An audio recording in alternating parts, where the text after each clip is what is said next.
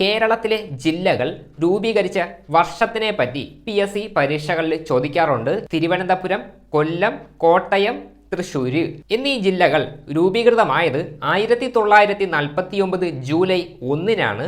പാലക്കാട്, കോഴിക്കോട്, കണ്ണൂർ എന്നീ ജില്ലകൾ രൂപീകൃതമായത് 1957 ജനുവരി 1-നാണ്. ആലപ്പുഴ ജില്ല രൂപീകൃതമായത് 1957 ഓഗസ്റ്റ് 17-നാണ്. എറണാകുളം ജില്ല രൂപീകൃതമായത് 1958 ഏപ്രിൽ 1-നാണ്. മലപ്പുറം ജില്ല രൂപീകൃതമായത് 1969 ജൂൺ 16-ന്. 1972 ജനുവരി 26-നാണ് ഇടുക്കി ജില്ല രൂപീകരിച്ചത്. 1980 നവംബർ 1-നാണ് വയനാട് ജില്ല രൂപീകരിച്ചത്. എന്നാൽ 1982 നവംബർ 1-ന് പത്തനംതിട്ട ജില്ല രൂപീകൃതമായി.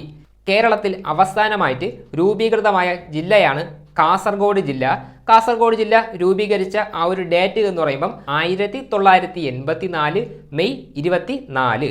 ഇത്രയും കാര്യങ്ങൾ പ്രധാനമായിട്ടും പഠിച്ചു വച്ചേക്കണം.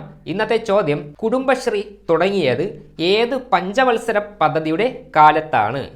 ഇതിൻ്റെ ആൻസർ കമൻ്റ് ഇടുക.